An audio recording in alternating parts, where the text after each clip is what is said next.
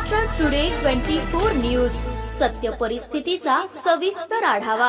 सत्ता कोणाच्या हाती, विजयाची पताका कोण फडकवणार, जनता कोणाच्या गळ्यात टाकणार विजयाची माळ, जनतेचं मत कोणाला।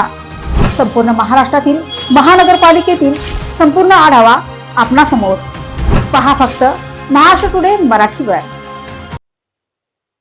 भिवंडीतील पॉवरलूम कारखान्याला आग लागून लाखो रुपयांचे नुकसान, सुदैवाने जीवितहानी टळली। ठाणे जिल्ह्यात नेहमीच आगीच्या घटना घडल्या आहेत। भिवंडीतील पॉवरलूम कारखान्यात भीषण आग लागल्याने लाखो रुपयांचे नुकसान झाले आहे।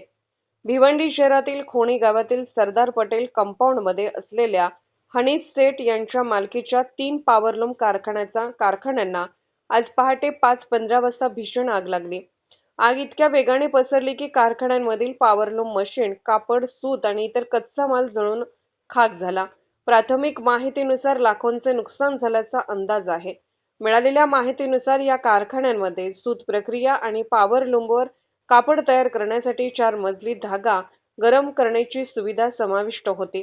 ज्यात सूत संबंधित काम होते ते आगीत पूर्णपणे जळून खाक झाले।